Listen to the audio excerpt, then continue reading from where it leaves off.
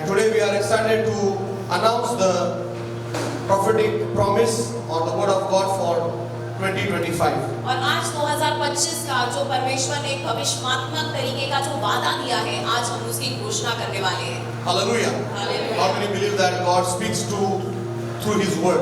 कितने लोग भरोसा करते हैं कि परमेश्वर उसके वचन के अनुसार बातें करता है? And this promise is for you और ये जो वादा है वो आपके लिए है, because the word tells us क्योंकि वचन ऐसा कहता है that when we believe in the word of God, कि जब हम उसके वचन पे भरोसा करते हैं, have faith, जब हम विश्वास करते we हैं, will do and we will see greater things. उस समय हम महान बातों को देखेंगे। 2025 is the year of great reward. और 2025 बड़े प्रतिफल का वर्ष है। Hallelujah. Hallelujah. Let's just clap and give glory to God. आइए हम तालियां बजाकर परमेश्वर को महिमा देंगे। Hebrews chapter 10 and verse 35. और आज का जो वादा है वो इब्रानी के 10वें अध्याय और 35 वचन से है। It says, so do not throw away your confidence because it holds a great reward. सो अपना हियाव ना छोड़ो क्योंकि उसका प्रतिफल बड़ा है। Hallelujah. Hallelujah. So this year, as we were in the time of fasting and prayer, और जब हम इस समय उपवास और प्रार्थना के समय में थे, so this word came again and again from the Holy Spirit. और पवित्र आत्मा ये वचन बार-बार दोहरा रहा था। In the Bible we see that the word reward is mentioned many times. Bible में अगर देखा जाए तो प्रतिफल शब्द जो है वो अनेक बार हमें देखने के लिए मिलता है। Maybe today you are thinking this, all these years I am praying, fasting, giving to God, but nothing is happening. और आप यहाँ पर बैठे होंगे और कहते होंगे मैं प्रार्थना कर रहा हूँ, उपवास कर रहा हूँ, परमेश्वर के लिए कार्य कर रहा हूँ, मैं सब कुछ कर रहा हूँ, लेकिन जो मुझे दिखना चाहिए वो नहीं दिख रहा है। I have still not received the answer to my prayers. अभी तक मैंने मेरी प्रार्थना का उत्तर नहीं प्राप्त किया I है। have still not seen the miracles and the mighty hand of God. अभी तक मैंने परमेश्वर के चमत्कार नहीं देखे, मैंने उसके हाथ को नहीं देखा। But today God is telling you that this year you have to hold on to this promise, saying that God, this year is a year where I am going to see the reward that you are going to give me. लेकिन इस साल आपको इस वचन को थामे रखना है और कहना है कि परमेश्वर मुझे भरोसा है कि ये वर्ष में मैं मेरे प्रतिफल को पाने वाला हूँ। Man is not going to give us the reward, but God is going to give us the reward. कोई मनुष्य या स्त्री हमको वो प्रतिफल नहीं देगा, लेकिन परमेश्वर हमें वो प्रतिफल देने वाला And है। notice here it says not just a reward, but a great reward. यहाँ पर सिर्फ प्रतिफल नहीं बोला है, बड़ा प्रतिफल बोला है। Hallelujah. Hallelujah. Human being can give you a reward, but only God can give you a great reward. कोई व्यक्ति सिर्फ आपको प्रतिफल दे सकता है, लेकिन सिर्फ परमेश्वर बड़ा प्रतिफल देने वाला And है। this word reward is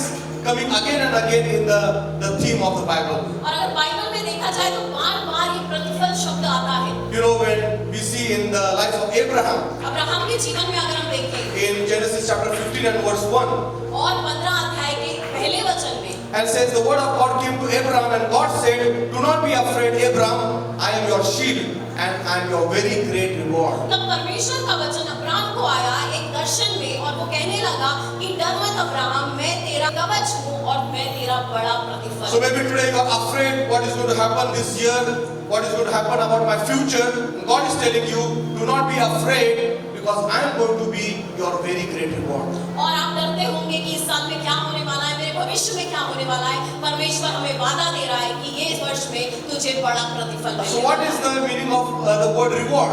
यहाँ पे प्रतिफल का मतलब क्या होता है? Whatever you have done for the work of God.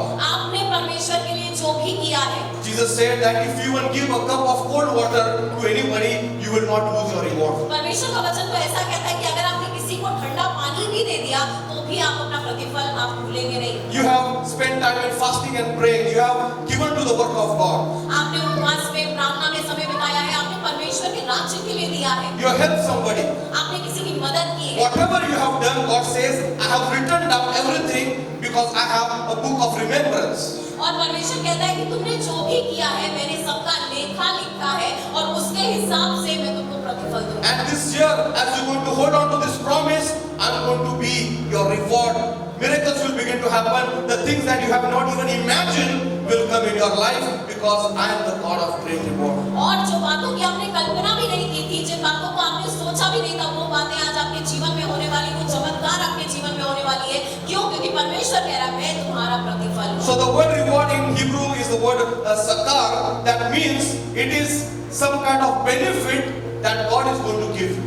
और यहाँ पर इब्री भाषा में इसका मतलब बोला गया सौकार, जिसका मतलब है किसी भी तरीके का तरीके का फायदा मिलना। In Old Testament, when people used to work faithfully, they were given some kind of maintenance, some kind of benefit, some kind of wages, and that is exactly the word used here in this context. और यहाँ पर हम देख सकते हैं कि जब भी कोई मेहनत करके काम करता है तो उसके बदले में जो उनको फायदा मिलता है, जो कीमत मिलती है, वो फायदे के बारे में यहाँ पर इस वचन में बताया And गया है। here God is going to give you reward for you being righteous and you being the man and woman of prayer, man and woman who lived a holy life, a life that pleased God, and God said, I am going to bless you for your righteousness. और परमेश्वर किस चीज का फायदा आपको देने वाला है? आपकी धार्मिकता का फायदा देने वाला है, आप जो उससे प्यार करते हैं उसका फायदा देने वाला है, तो मुआवजा आपको मिलने वाला है। Because when we live a holy life, when we live a life that pleases God, God is very much pleased. और जब हम पवित्र जीवन जीते हैं, हम परमेश्वर को खुश करते हैं, तब परमेश्वर हमें उसके अनुसार कार्य करता है। You have obeyed God, you have come to the presence of God, you have prayed, you have fasted, you have attended the church services, whatever you have done, you have obeyed the word of God, and God said, because of that obedience, now I am going to reward you. और जब आप परमेश्वर का आज्ञा पालन करते हैं, उपवास कर रहे हैं, प्रार्थना कर रहे हैं, जो परमेश्वर के लिए आप कर रहे हैं, वो सारी बातों के लिए वो मुआवजा देगा, वो बातों के लिए आपको वो प्रतिफल देगा। Just like we see in the book of Ruth. और अगर रूथ की पुस्तक में देखें, We see in Ruth chapter 2 and verse 12, and Boaz, which is a type of Christ, is telling Ruth. और यहाँ पर दूसरे अध्याय के 12 वचन में बोआज जो एक तरीके का यीशु का प्रतीक है, वो उसको कह रहा है, May the Lord, the God of Israel, under whose wings you have come to take refuge, reward you fully for what you have done. और यहाँ पर वचन ऐसा कहता है कि वो प्रभु जिसकी तुम शरण में आई हो, जिसके पंखों के नीचे तुम आई हो, वो तुमको पूरी तरीके से मुआवजा दे, प्रतिफल दे। So Ruth was a righteous woman. यहाँ पर रूथ जो थी वो एक धार्मिक स्त्री थी। She had many opportunities to commit wrong things, to commit sinful things, but she stayed pure and holy and kept her character. And now Boaz is saying that I am going to reward you. The God of Israel is going to reward you, not half, but fully for what you have done. और Ruth एक ऐसी स्त्री थी जो शायद कुछ भी गलत कर सकती थी, पाप में गिर सकती थी, कुछ भी कर सकती थी, लेकिन उसने धर्मी होने का मार्ग चुना है और उसके अनुसार वहाँ पे बोआज कह रहा है कि तुम्हें तुम्हारे प्रतिफल को तुम पाओ के रहोगी, तुम अपने पूरे प्रतिफल को परमेश्वर से पाओगी। Hallelujah. So God is our source of reward. तो परमेश्वर के द्वारा ही हमें प्रतिफल मिलेगा। So as we see this verse from Hebrews chapter 10 and verse 35, और जब हम इब्री के 10वें अध्याय और 35 वचन से वचन को देखते हैं, as we just saw that, so do not throw away your confidence, it holds a great reward.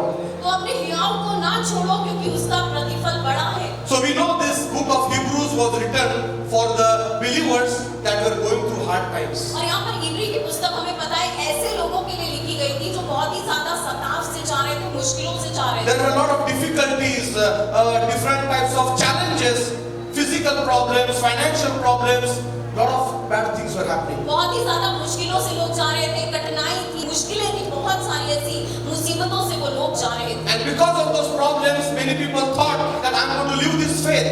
और बहुत सारे लोगों ने छोड़ा, इतनी मुश्किलों में जीने का क्या फायदा है, चलो हम अपने विश्वास को ही छोड़ देते We हैं। are going to stop going to the services. We are going to stop praying. We are going to stop trusting God.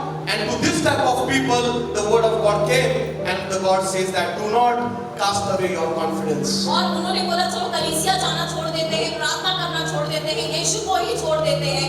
ऐसे लोगों के लिए ये वचन लिखा है कि अपना हियाव मत छोड़ो। Today you might be those same type of people. शायद आज आप यहाँ पर इसी तरीके के लोग रहेंगे। You say year after year, promises are given, but nothing is happening in my life. आप कहते रहेंगे हर साल वादा मिलता है, सालों सालों वादे मिलते हैं, लेकिन कुछ भी कार्य नहीं होता। God is telling you, do not cast away your confidence. लेकिन परमेश्वर हमें कह रहा है कि अपने हियाव को मत छोड़ो। So this word confidence is very powerful. यहाँ पे हियाव शब्द जो है ना वो बहुत सामर्थी है।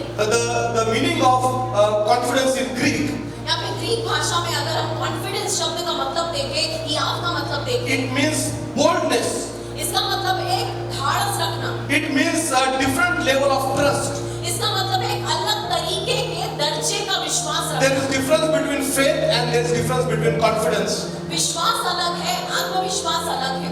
Confidence is when you exercise your faith, a boldness comes in your life that no matter what happens, I'm going to trust my God. और आत्मविश्वास आत्मविश्वास मतलब क्या होता है कि आप अपने विश्वास को जब अपने जीवन में कार्य करने देते हैं, आप धाड़स से आगे बढ़ जाते हैं, ये आत्मविश्वास होता है। So Paul is telling these Hebrew believers that do not cast away your confidence in God. और यहाँ पर इब्री का जो लेखक है वो यहाँ पर क्या बोल रहा है कि अपना भरोसा, अपना हियाव ना छोड़ो। So what Paul had in his mind when he was talking about this word confidence, तो यहाँ पर जो इब्री का लेखक था उसके मन में क्या था जब यहाँ पर वो हियाव शब्द को बोल रहा है? Paul had the remembrance of the soldiers in the battle. और पौलुस जो था वो लोगों को याद कर रहा था जो लड़ाई में जाते हैं, युद्ध में जाते हैं। And when there were soldiers and they were surrounded by enemy and they thought that they are going to be defeated, they used to lay down their swords, they used to lay down their armor and they used to run away from the battle. एक ऐसा दर्शन आया, एक ऐसा चित्र आया कि जब लोग लड़ाई को जाते थे और उनके जो शत्रु उनके ऊपर जो हावी हो सकते हैं, तब ये जो लोग थे, सिपाही थे, वो अपने सारे शस्त्रों को नीचे फेंक देते थे और अपने आप को समर्पित कर देते थे, एक तरीके से हार मान लेते थे। And that's what Paul is saying, that today you might be surrounded by a lot of problems, enemy have come against you, problems have come against you, but do not throw away your sword, do not throw away your shield. And we know the sword is the word of God and shield is the faith. और इसी तरीके से आज हमारे पास मुसीबतें रहेंगी, मुश्किलें रहेंगी, परिस्थितियां रहेंगी, लेकिन यहाँ पर ये वचन हमको भरोसा दे रहा है, याद दिला रहा है कि हमें हार नहीं माननी है, हमें हमारे शस्त्रों को पूरी तरीके से गिरा नहीं देना है, हमें अपनी तलवार को छोड़ नहीं देना है, उस धाड़ को छोड़ नहीं देना है, हमें लड़ते रहना है, क्योंकि परमेश्वर का जो वचन है वो एक तलवार के समान है, हमें उसको पकड़ के खड़े रहना है। So Paul is saying, on whom should we have confidence? यहाँ पर पौलुस कह रहा है कि हमें किसके ऊपर याद रखना है, किसके ऊपर भरोसा रखना है। First thing, we need to have confidence in the goodness of God. सबसे पहली बात हमें परमेश्वर की अच्छाई के ऊपर भरोसा That रखना God is a good God and everything that happens in my life is according to His goodness. परमेश्वर अच्छा है, भला है, मेरे जीवन में जो भी होगा वो भला ही होगा। Second thing, we need to have confidence in the power that God will save me from all my difficulties. और दूसरी चीज पे हमें भरोसा रखना है उसके सामर्थ के ऊपर कि उसका सामर्थ मुझे हर एक बात से बचा ही लेगा। That no matter what happens in my life, God will never leave me nor forsake me. भले ही कुछ भी मेरे जीवन में हो जाए, परमेश्वर मुझे छोड़ेगा नहीं, मुझे त्यागेगा नहीं। So that's what Paul is saying, that you need to have confidence in the power of God and in the goodness of God. कि तुम्हें परमेश्वर की अच्छाई के ऊपर भरोसा रखना है, उसके सामर्थ के ऊपर भरोसा रखना है। So what happens when we have confidence in the word of God? क्या होता है जब हम परमेश्वर के वचन के ऊपर भरोसा रखते How हैं? can people cast off their confidence, or how people throw away their confidence? कैसे होता है कि जब लोग अपना भरोसा छोड़ देते हैं, How can we throw away our confidence? हम कैसे अपने भरोसे पे हार मान लेते हैं? First thing, we can lose our confidence by focusing everything on our own self. पहली बात, कैसे ऐसा हो सकता है जब हम सारी चीजों में अपने ऊपर ज्यादा भरोसा करने लगते हैं? You think that this is my problem, this is my difficulty, this is my impossibility. आपको ऐसा लगता है ये मेरी मुश्किल है, ये मेरी असंभवता है, ये मेरी तकलीफ है, This is my battle.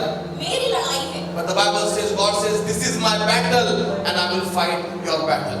और परमेश्वर कहता है कि ये तुम्हारी लड़ाई नहीं है, मेरी लड़ाई है और मैं तुम्हारे लिए लड़ने वाला हूँ। Second thing, how can we cast off our confidence? और कैसे हम अपने हियाव में हार मान जाते हैं? A lot of times when we go to sinful things, worldly things, fleshly things, we put away our confidence from God. जब हम पाप में चले जाते हैं, जब हम अपने देह के अनुसार करते हैं, जब हम दुनिया में चले जाते हैं, तब उस समय हमारा जो हियाव है हम छोड़ देते हैं। Third thing, how we lose our confidence is when we change the aim of our life, goal of our life. और तीसरी बात, कैसे हम हियाव को हार मान सकते हैं या कैसे हमारे जीवन से हट सकता है, जब हमारा जो दर्शन है, हमारा जो पूरी तरीके से जो परमेश्वर के लिए इच्छाएं थी, वो हट के हमारी किसी और चीज के ऊपर लग So जाती है। this year God is telling you, I will give you the reward, but you need to have confidence on me and my promises that are yea and amen. परमेश्वर कह रहा है आपको बड़ा प्रतिफल मिलेगा, लेकिन उसके लिए आपको उसके ऊपर भरोसा रखना होगा, आपको उसके वचन के ऊपर भरोसा रखना होगा। So we will see one example of one king in the Old Testament who had confidence on God. और पुराने नियम के एक राजा के जीवन के बारे में देखेंगे जिसका भरोसा परमेश्वर के ऊपर था। And in the coming weeks we are going to see more about some examples and the different types of people in the Bible who had confidence on God and how God rewarded them. और आने वाले दिनों में हम ऐसे परमेश्वर के वचन से देखेंगे ऐसे लोगों के बारे में जिनका परमेश्वर के ऊपर भरोसा था। So let's turn to 2 Chronicles chapter 15 and verse 7. आइए हम इस समय परमेश्वर का वचन पढ़ेंगे, दूसरे इतिहास का 15 अध्याय और 7वां वचन। And this is the story about King Asa from Judah. और यहूदा का ये राजा था जिसका नाम था आसा, इसकी कहानी है। And here it says, but as for you, be strong and do not give up, for your work will be rewarded. और यहाँ पर वचन ऐसा कहता है कि अब तेरे लिए तू धाड़स मान और तू हार मत मान, क्योंकि तेरे कार्यों का तुझे प्रतिफल मिलकर ही रहेगा। So here we see that this is a wonderful king. His name is King Asa. और यहाँ पर एक अच्छा राजा है जिसका नाम है आसा। He is the third king of the kingdom of Judah. और यहूदा का ये तीसरा राजा है। He is the grandson of King Solomon. और सोलोमन का ये पोता है। And God appointed him as a king of Judah. और यहाँ पर परमेश्वर ने उसको यहूदा के ऊपर राजा बनाया। When he became a king, there were a lot of bad things around him. और जब वो राजा बना तब उसके आसपास बहुत ही ज्यादा खराब बातें हो रही Lot थी। of challenges, lot of difficulties, lot of impossibilities were around his life. बहुत सारी मुश्किलें थी, असंभवताएं थी उसके जीवन के आसपास में। But Bible says when he began his kingdom, he began to seek God. He began to pray. He began to humble himself before his God. लेकिन बाइबल ऐसा कहता है कि जब वो राजा बन गया तब उसने अपने आप को नम्र करना शुरू किया है, उसने प्रार्थना करनी शुरू की है, वो परमेश्वर के सामने जाना शुरू हो And गया। that's what brothers and sisters we need to do in our life. When problems come, difficulties come in our life, we need to humble ourselves before God. Begin to seek face of God. Begin to pray. And let me tell you, God says that I will be your sure reward. और जब हमारे जीवन में मुश्किलें और तकलीफ और समस्याएं आती हैं, असंभवताएं आती हैं, तब हमें क्या करना है? हमें भी इस आसा राजा के समान हमें परमेश्वर के सामने जाना है, उसकी बाट जोड़नी है और परमेश्वर हमें जरूर उसका प्रतिफल देकर रहेगा। So we see in the chapter before that, in chapter 14, a difficulty comes in the life of Asa and the kingdom of Judah. और यहाँ पर 14 अध्याय में हम देख सकते हैं कि आसा के जीवन में क्या असंभवता आई। In 2 Chronicles chapter 14 and verse 9, we see that the Ethiopian army came against Judah and the king Asa. दूसरे इतिहास के 14 अध्याय और 9 वचन में जो कुछ जगह थी वहां के जो सिपाही थे उन्होंने हल्ला किया था। And we see that 1 million soldiers, that is 10 lakh soldiers, attacked this king. और 10 लाख ऐसे लोगों ने इस राजा के ऊपर हल्ला किया। When King Asa counted his soldiers, और जब आसा राजा ने अपने सिपाहियों को गिना, they did not have any chariots. उनके पास तो कोई भी रथ नहीं थे। And when they counted, the people that were counted were 5,80,000 soldiers. और सब गिनने के बाद सिर्फ 5 लाख कुछ ऐसे सिपाही उसके पास थे। So the enemy that came against them were 10 lakh soldiers, and Asa king had 5,80,000 soldiers. और यहाँ पर वो जो लोग जो उसके ऊपर हल्ला करने आए थे वो 10 लाख थे, लेकिन उसके पास सिर्फ 5,80,000 ही ऐसे सिपाही थे। So they were smaller in number before this vast and huge powerful army. और उनके सामने जो विरोधी खड़े थे, सामर्थी विरोधी थे, उनके सामने वो बहुत ही कम मात्रा में थे। Look smaller and weaker before this huge army. इस बड़ी सी ऐसी सेना के सामने वो छोटे लग रहे थे, असामर्थी लग रहे थे। Maybe same thing is going in your life today. शायद आज आपके जीवन में भी ऐसा ही होता होगा। The difficulty or problem that has come in your life, you might look smaller, you might look weaker before that problem. और शायद आज आपकी समस्या के सामने जब आप अपने आप को देख रहे हैं, तब आप उसके सामने छोटे दिख रहे हैं, असामर्थी दिख रहे हैं। Asa knew that his army was smaller, but he knew that his God was greater.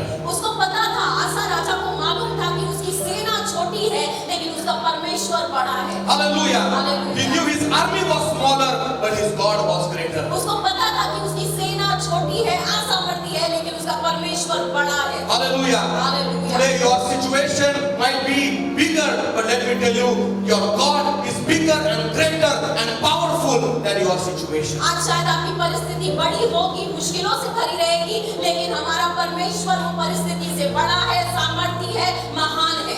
So Asa, when he saw this big army of 10 lakh soldiers, और जब आसा राजा ने वो 10 लाख लोगों को देखा, what happened? क्या हुआ? Did he lose his confidence? शायद उसने अपना हियाव छोड़ दिया होगा, But Bible says he began to pray to God. लेकिन उस समय में वे परमेश्वर से प्रार्थना करने लगा। And this prayer is mentioned in verse 11. और 11 वचन में अगर हम देखें तो वो प्रार्थना के बारे में बताया है। And this prayer is 53 words prayer. और 53 ऐसे शब्दों की प्रार्थना है। Hallelujah. Hallelujah. This is not a big prayer. छोटी सी प्रार्थना है, बड़ी नहीं है। This is a prayer that is 53 words. 53 ऐसे शब्दों की प्रार्थना है। 10 lakh soldiers before him. 10 lakh सिपाही खड़े हैं उसके सामने। He can be killed. उसको मारा जा सकता है। Anything can happen. कुछ भी हो सकता है उसके साथ।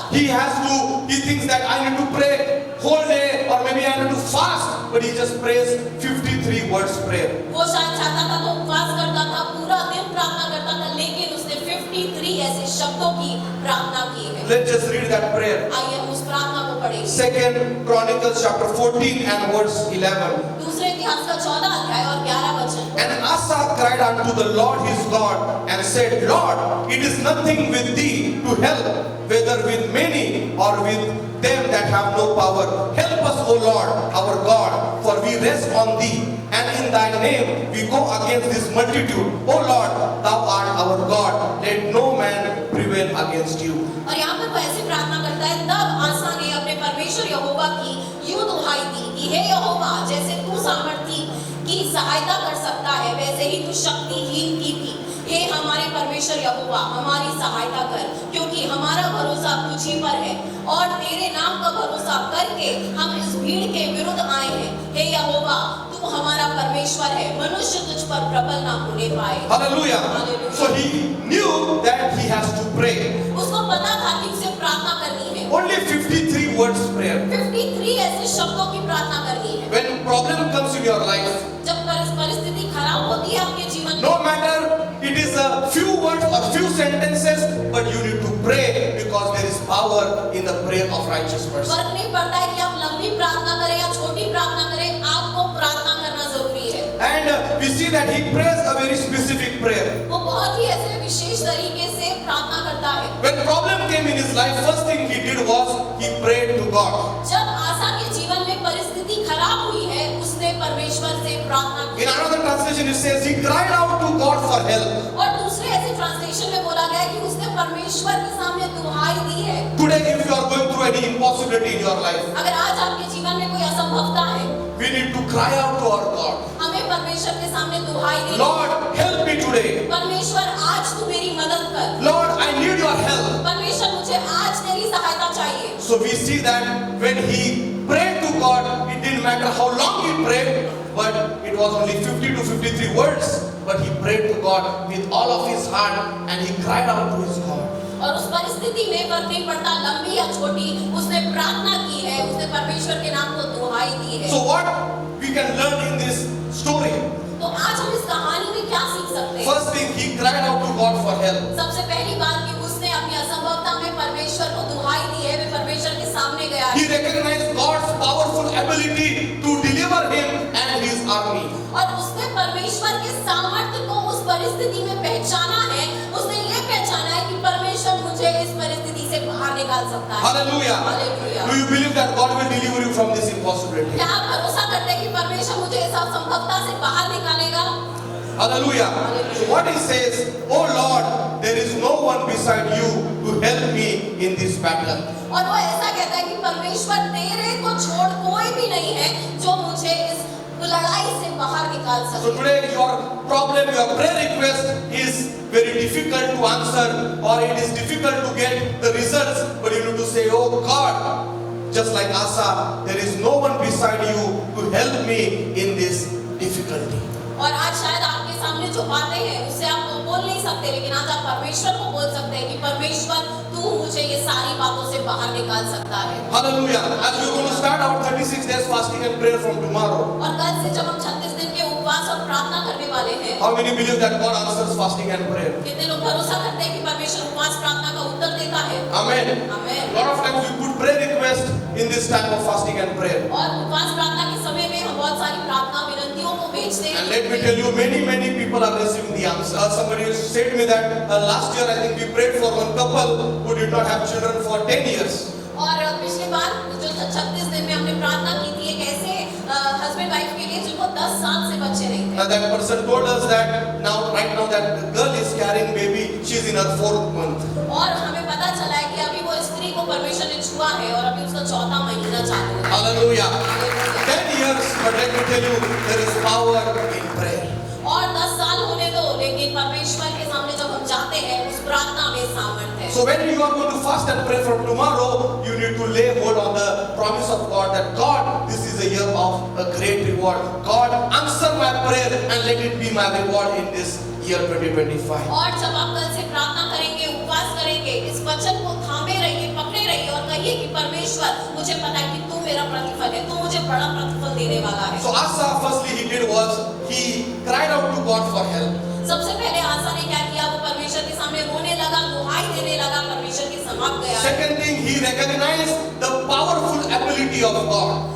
दूसरी बात, उसने परमेश्वर के सामर्थ्य को पहचाना है। Third thing, Asa learned that there is nothing too hard for God or nothing is impossible to God. और तीसरी बात, आसा ने ये समझा कि परमेश्वर के लिए कुछ कठिन नहीं है, परमेश्वर के लिए कुछ असंभव नहीं है। Because there were 10 lakh soldiers, but he knew that with God all things are possible. 10 lakh ऐसे सिपाही उसके विरुद्ध खड़े थे, लेकिन उसको ये बात पता चली कि परमेश्वर के साथ तो कुछ भी कठिन नहीं है। So fourth thing, he depended on God and not on his own power or on his own army or on his own ability. चौथी बात, वो खुद के ऊपर निर्भर नहीं हुआ, अपनी सेना के ऊपर निर्भर नहीं हुआ, लेकिन वो परमेश्वर के ऊपर निर्भर हुआ है। He said that God, it is not by might, it is not by power, but by you, Holy Spirit. उसने कहा परमेश्वर ना तो बल से ना शक्ति से, लेकिन सिर्फ तेरे द्वारा ही परमेश्वर We cannot do anything without you. परमेश्वर हम तेरे बिना कुछ भी नहीं कर सकते। Maybe he remembered the example of Gideon, और शायद उसको गिदियन का उदाहरण याद आया रहेगा that God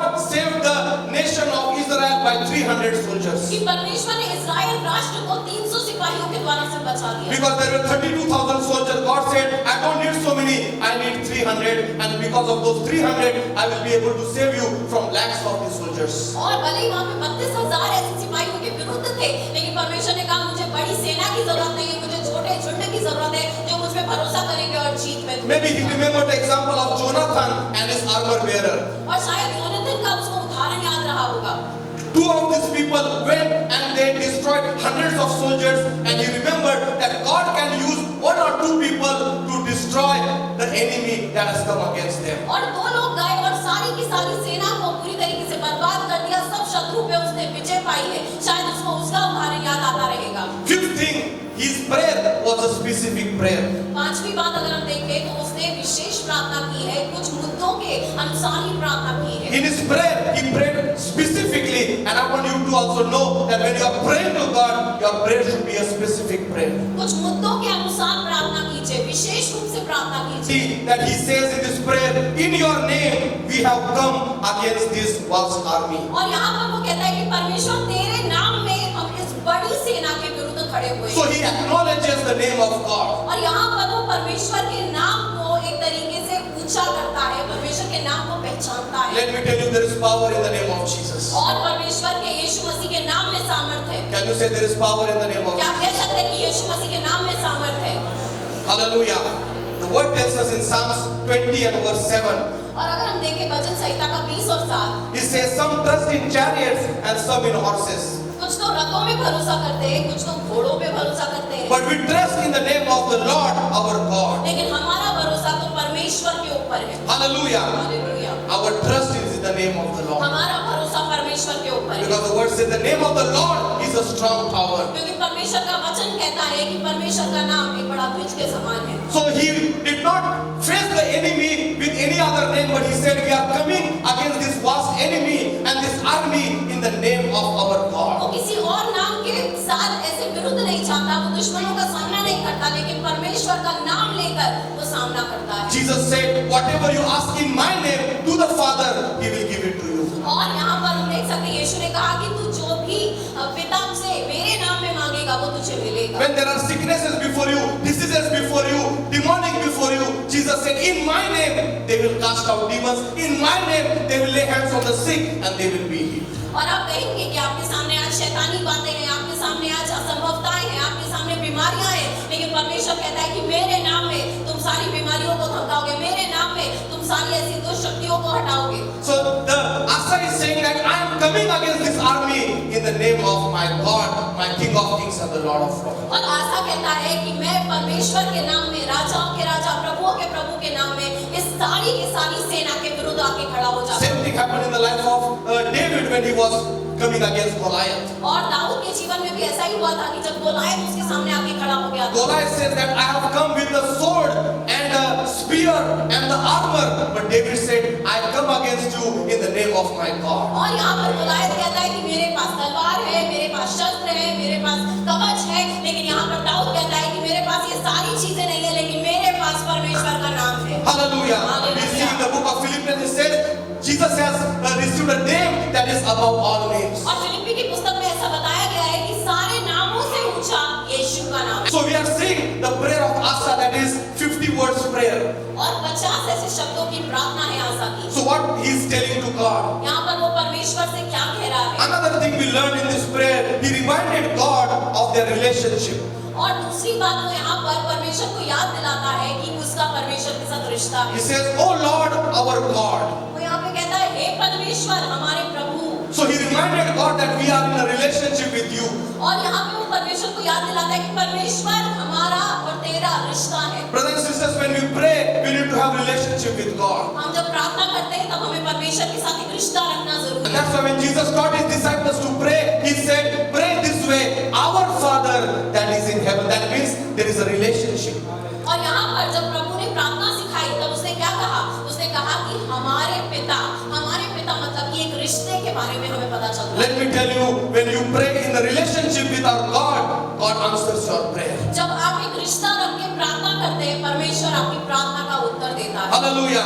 Jeremiah chapter 33 and verse 3 says, "Call unto me and I will answer." और यिर्मयाह का 33:3 में हमें कहा गया है कि उसके नाम को तुम बुलाओ और वो उत्तर देगा। Today we have a relationship with our God. आज हमारा परमेश्वर के साथ एक रिश्ता है। What kind of relationship we have? किस तरीके का रिश्ता है? In Jesus Christ, यीशु मसीह में we have Jesus as our advocate. यीशु मसीह जो है वो हमारा एक तरीके से लॉयर है या एक तरीके से हमारा वकील है। He is our mediator. वो हमारी पिछवाई करने वाला He is our friend that is close than a brother. वो हमारा एक ऐसा दोस्त है जो एक भाई से भी करीब रहता He है is more than a conqueror to us. और वो महायोद्धा है। He is our fortress. He is our shield. He is our rock. On him we trust. वो हमारा ब्रुज है, वो हमारी एक तरीके से ढाल है, हम उसके ऊपर भरोसा कर सकते हैं। Hallelujah. Hallelujah. So we have relationship with God. हमारा परमेश्वर के साथ एक रिश्ता है। And when Asa prayed this prayer, जब आशा ने ये प्रार्थना की है, oh, the Bible tells us, Bible कहता है here we see in verse 12, 12 वचन में, so the Lord smote the Ethiopians before Asa.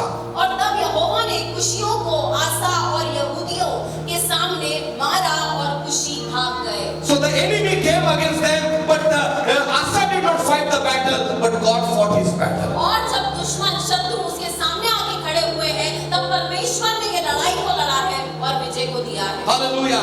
When we worry and when we are in tension, we are fighting our battles. जब हम चिंता करते हैं, जब हम उस परिस्थिति के बारे में सोचते रहते हैं, तब हम अपनी लड़ाई खुद लड़ते But हैं। when we pray and when we fast, God fights our battle. लेकिन जब हम प्रार्थना करते हैं, उपवास करते हैं, तब परमेश्वर हमारी लड़ाइयों को लड़ता है। Hallelujah. Hallelujah. Can you say, God, you fight my battles? क्या कह सकते हैं कि परमेश्वर तू मेरी लड़ाइयों को लड़? One more time, God, you fight my battles. परमेश्वर तू मेरी लड़ाइयों को लड़। Hallelujah. Hallelujah. So he had confidence in his God. और उसको अपने परमेश्वर के ऊपर भरोसा था, And because he had confidence in his God, क्योंकि उसका परमेश्वर पे भरोसा था। and the word confidence I told you, it means to stay, to be bold. और यहाँ पर याव का मतलब क्या है कि एक तरीके से धाड़ा से अपना खड़े रहना। He is not a person who is coward and who is running away from that battle, but he stays in the battle. If I stay, I stay.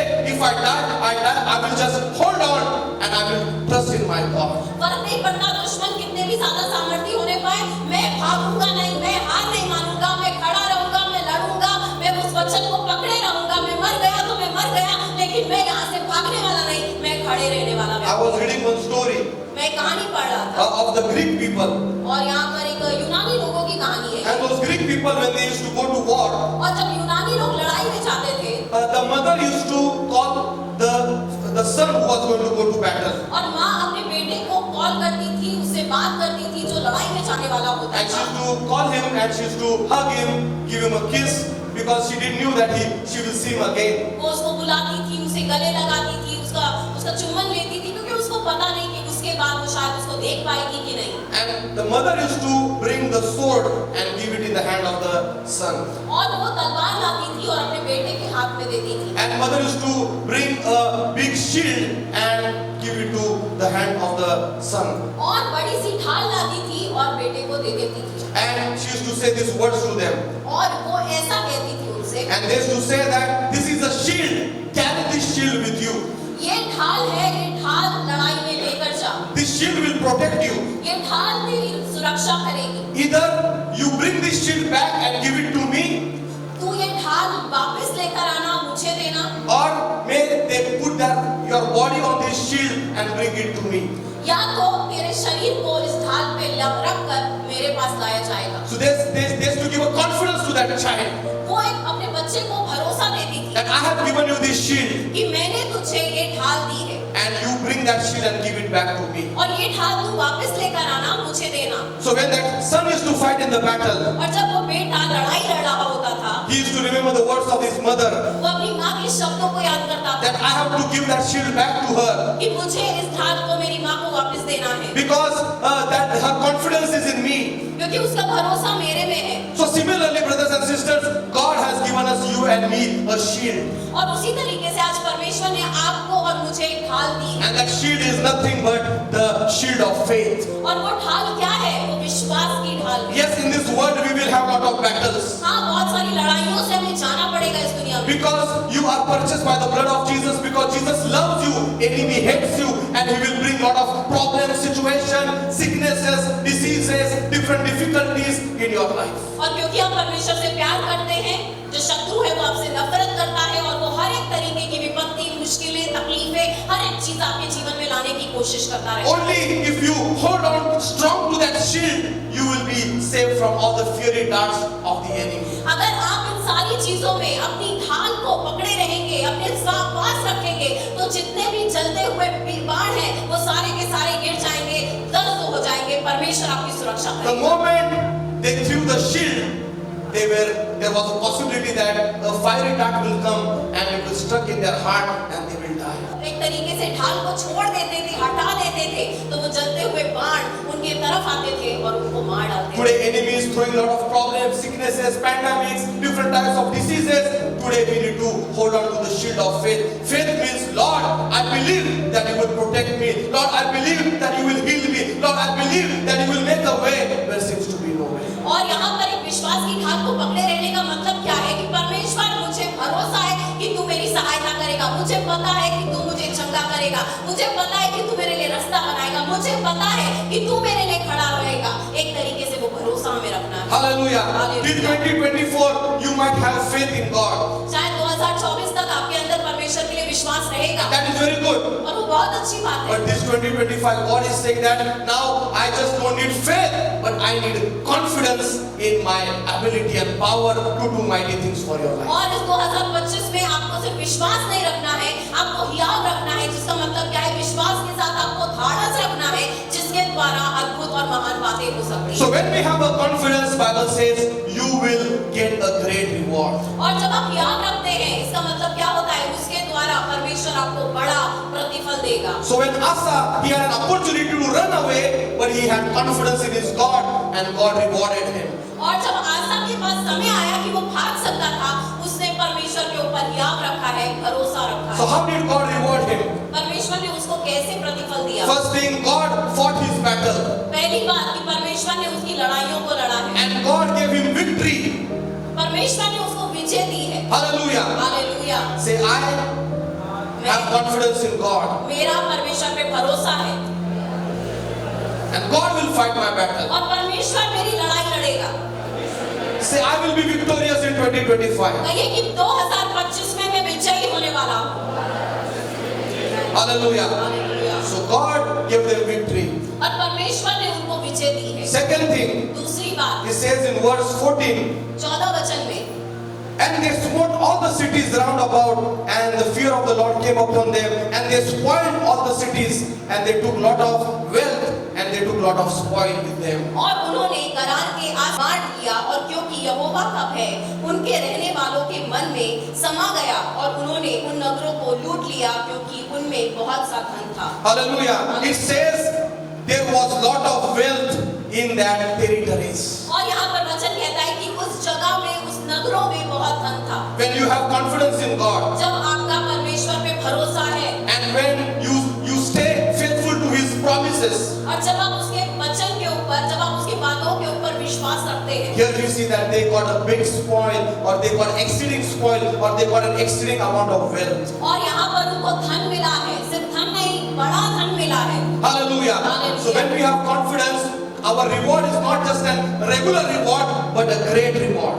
और जब हम परमेश्वर पे भरोसा रखेंगे तो हमें सिर्फ प्रतिफल नहीं मिलेगा, बड़ा प्रतिफल मिलेगा। Hallelujah. Hallelujah. So this 2025, you have to cry out to God, say, God, till now you have given me testimonies, but this 2025, let there be great testimonies. Lord, you have provided me, but let this 2025 be a great provision. Lord, you have given me victories, but this 2025 be a great victories. Hallelujah. और आप कहेंगे कि परमेश्वर अभी तक तो तूने मेरे जीवन में गवाही की है, लेकिन इस 2025 में बड़ी गवाहियां होने दे।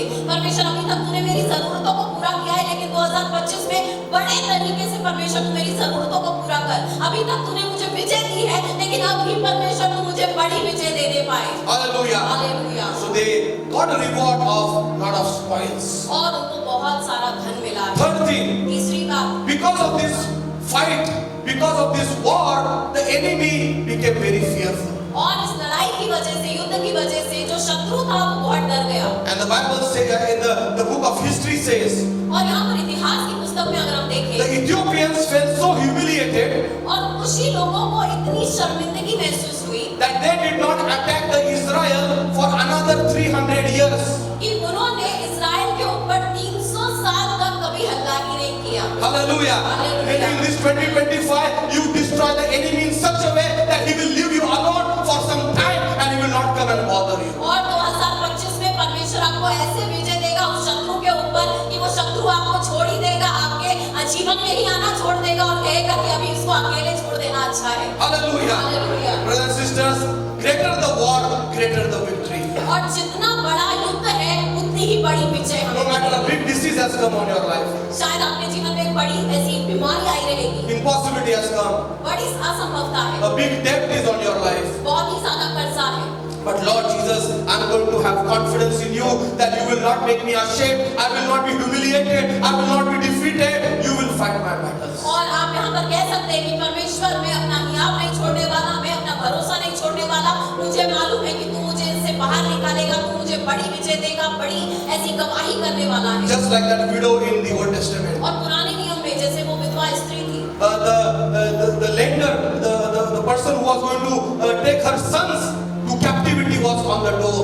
और वो जो व्यक्ति था जो उसके बच्चों को लेकर जाने वाला था, वो दरवाजे पे खड़ा The था। landlord was about to take her sons to captivity. और अभी वो जो मालिक था वो उसके बच्चों को लेकर जाने वाला था ताकि वो उसको बदुआई में ले जाए, Because of the debt that she had in her life. क्योंकि उसके ऊपर बड़ा कर्जा She था। did not have husband, she did not have anybody to help. उसके पास पति नहीं था, उसके जीवन में कोई भी नहीं था उसकी मदद करने के But लिए। let me tell you, she went to the man of God. लेकिन वो परमेश्वर के सेवक के पास गई। Hallelujah. Hallelujah. When you don't have anything, come in the presence of God. Begin to call out to God. Begin to cry out to God. Begin to petition to our God. And let me tell you, God will not make you ashamed. जब आपके पास कोई जगह नहीं है ना जाने के लिए, उस समय आप परमेश्वर की उपस्थिति में आइए, परमेश्वर के भवन में आइए, परमेश्वर के वचन में जाइए, क्योंकि वही सिर्फ रास्ता निकालने वाला परमेश्वर है। Hallelujah. Hallelujah. So first thing we saw, the reward was that they received a exceeding great spoil or great wealth. और पहला प्रतिफल क्या मिला है उनको? एक बड़ी ऐसी संपत्ति मिली है, बड़ा धन मिला है। Because when these 10 lakh soldiers came, क्योंकि जब ये 10 लाख सिपाही आए, they did not come empty-handed. वो खाली हाथ नहीं आए, They came with lot of wealth. They came with lot of spoils. They came with lot of food. They came with lot of good things. बहुत सारी अच्छी चीजों को लेकर आए हैं, बहुत सारे धन को लाए हैं, खाने को लाए हैं, Because they knew that sometimes battles used to last for many years.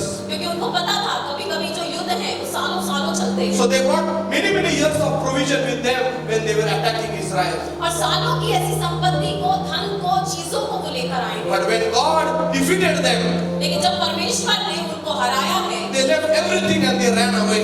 उन्होंने सारी चीजें छोड़ दी और वो भाग गए। Hallelujah. Hallelujah. Hallelujah. Hallelujah. God can do that same thing in your life. और परमेश्वर आज आपके जीवन में भी वैसा कर सकता And है। it says that they returned to Jerusalem. और फिर वो यरूशलेम में वापस आए। They returned to Jerusalem. यरूशलेम में वापस आए। What was in Jerusalem? यरूशलेम में क्या था? Jerusalem, they had the temple of God. यरूशलेम में परमेश्वर का मंदिर था। Hallelujah. Hallelujah. Many times people leave God or people forget God when they get blessings. और कई बार जब परमेश्वर हमें आशीष देता है तो हम परमेश्वर को भूल जाते हैं। Oh, we are so much tired in the war.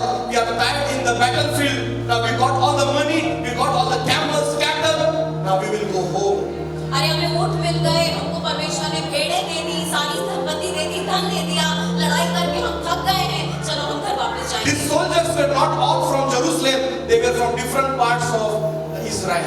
और यहाँ के जो सिपाही थे वो सिर्फ यरूशलेम से नहीं थे, अलग-अलग इज़राइल की जगहों से थे। They should have gone to their home, meet their wife, their children, their brothers and sisters, but it says they returned to Jerusalem. उनको तो अपने घर जाना चाहिए था, अपनी पत्नी से मिलना चाहिए था, बच्चों से मिलना चाहिए था, भाई बहन से, परिवार वालों से मिलना चाहिए था, लेकिन सब लोग इकट्ठा होकर यरूशलेम में गए। Because when they came to Jerusalem, there was a temple of God. They began to worship God, thank God, praise God, that God, it is not our battle. You fought our battle. You gave us blessings. You gave us abundance. You gave us wealth. You gave us cattle. We are here to praise you, Jesus. और वो लोग कहने लगे मंदिर में जाकर, परमेश्वर ये लड़ाई हमने अपने बलबूते पे नहीं जीती, तूने हमारे लिए लड़ाई को लड़ा है, तूने हमको विजय दी है, तेरे अनुसार परमेश्वर हमको ये संपत्ति प्राप्त हुई, विजय प्राप्त हुई, ये सारी चीजें जो आज हमारे पास है वो तेरी वजह से हमको मिली है। वो मंदिर में जाकर स्तुति करने लगे, आराधना करने लगे। And maybe that's why today morning you are here in this church. और शायद आज सुबह इसके लिए आप यहाँ पर आए हैं। Many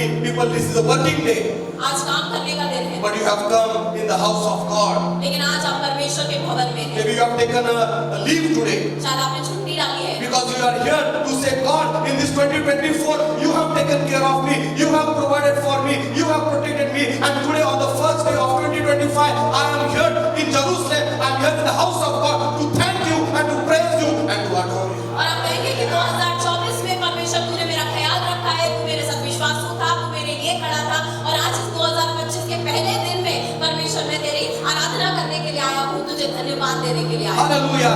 So this year 2025, get ready to receive a great reward from God. और 2025 में तैयार हो जाइए बड़े प्रतिफल को प्राप्त करने। Lord, thank you for this year 2025, Lord. परमेश्वर 2025 के लिए हम आपको धन्यवाद करते Thank you for हैं। this prophetic promise that you will be our great reward. धन्यवाद इस भविष्यवात्मक तरीके के वादे के लिए कि तू हमें बड़ा प्रतिफल देगा। Father, in the name of Jesus, I speak this promise to be accomplished in the life of everyone that is listening to this prayer, oh God. परमेश्वर आज जितने लोग भी ये प्रार्थना को सुन रहे हैं उनके ऊपर परमेश्वर मैं इस वचन के द्वारा घोषणा करता हूँ कि ये पूरा होने पाए। Lord, till now they have not received those rewards, but this year I believe, oh Lord, any day, any week, oh Lord, you will bless them with a great reward, oh Lord. परमेश्वर अभी तक उनको वो प्रतिफल नहीं मिला होगा, लेकिन परमेश्वर आने वाले हफ्तों में, महीनों में, परमेश्वर दिनों में आप उनको वो प्रतिफल देंगे। They have prayed, they have fasted, they have done everything they can, oh Lord, but Lord, still they have not received the answer. But I speak in the name of Jesus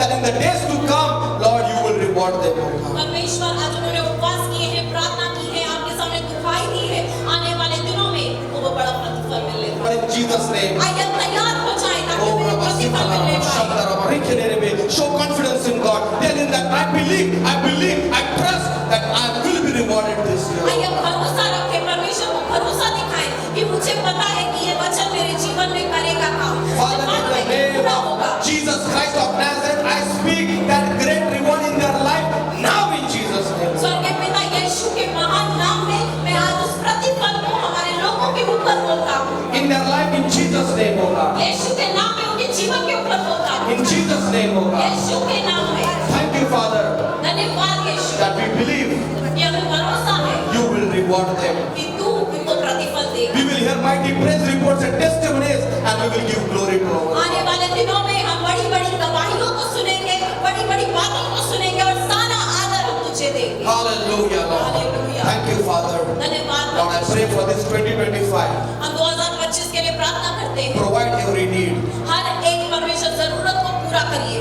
Lord, keep everyone in good health and give them long life. हर एक को अच्छी सेहत दीजिए, लंबी आयु We दीजिए। rebuke any premature death. परमेश्वर जल्दी मरने की हर एक परमेश्वर ऐसी मुसीबत को आत्मा को यीशु के नाम में धमकाते We हैं। rebuke hospitalization. We rebuke accidents and, oh Lord, disabilities in Jesus' name. अस्पताल में जाना, परमेश्वर किसी तरीके की मुसीबत आना, परमेश्वर एक्सीडेंट, ये सारी बातों को हम धमकाते हैं। Lord, I speak in the name of Jesus Christ for promotion in the jobs. परमेश्वर हम प्रार्थना करते हैं कि जॉब्स में प्रमोशन होने पाए। Lord, I pray, oh Lord, for the gift of fruitfulness this year, 2025. परमेश्वर फलदायी होने का वरदान परमेश्वर एक फल परमेश्वर आप हर एक को दीजिए। I rebuke and I curse that spirit of barrenness.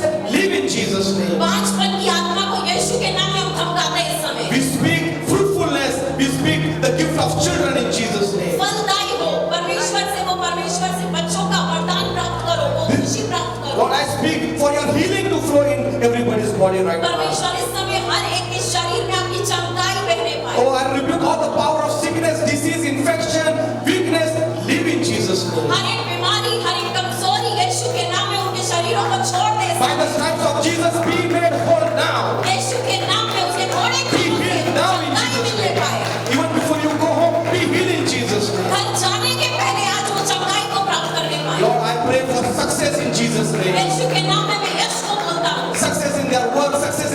business. उनके काम में यश मिलने पाए, उनके व्यापार में उनको यश मिलने पाए। I rebuke all the spirit of poverty in Jesus' name. गरीबी की आत्मा को यीशु के नाम में हम धमकाते हैं। Lord, your word says that I will bless you.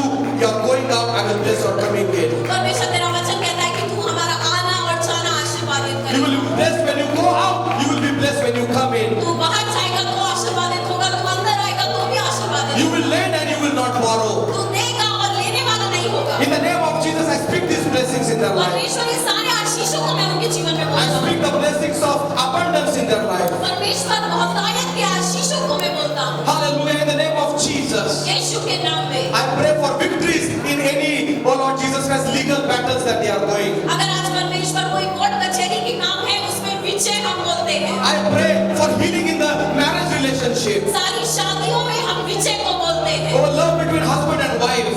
ये पति पत्नी के बीच के प्यार में I rebuke all the power of addictions in Jesus' name. सारे के सारे ऐसे व्यसन की आत्मा को हम धमकाते हैं। All the life controlling habits, all the substance abuse, all the dependence upon alcohol and all the addiction, I rebuke it in Jesus' name. सारे व्यसनों को हम धमकाते हैं परमेश्वर। सारी शराब पीने की आदतों को हम धमकाते हैं। I pray for their children in Jesus' name. सारे बच्चों को हम आपके नाम में आशीर्वाद Let देते there be restoration in the relationship between parents and children in Jesus' हैं। name. परमेश्वर बच्चे और माँ बाप के जो रिश्ते हैं उसमें पुनर्स्थापना होने I पाए। pray for any backslidden Christian, oh God, who have gone away from you. Let them come back to the house of God this year 2025. परमेश्वर अगर आज कोई लोग परमेश्वर आपसे दूर चले गए हैं, आज वो आपके पास आने पाए, आपके पास लौट आने पाए। I pray for a revival in each and everybody's family, Lord. प्रार्थना करते हैं, हर एक के परिवार में परमेश्वर एक बेदारी आने I पाए। pray for a revival in their spiritual life. उनके व्यक्तिगत जीवन में एक जागृति आने पाए। Lord, let this year they may increase their time in prayer,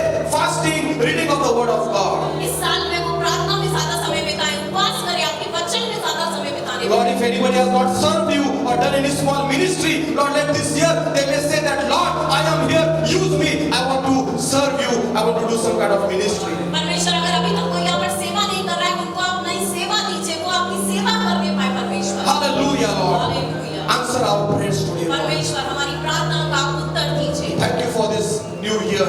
परमेश्वर आज हम इस नए साल के लिए आपको We धन्यवाद। dedicate this new year in the name of Father, Son, and the Holy Spirit. इस नए साल को हम पिता पुत्र और पवित्र आत्मा के नाम में समर्पित करते हैं। Be our Alpha and Omega of this 2025. हमारे 2025 का आप ही अल्फा और आप ही ओमेगा हो। May your goodness and mercy follow us this year 2025. आपकी अच्छाई और भलाई परमेश्वर ये 2025 में हमारे पीछे रहने पाए। Thank you for answering our prayer.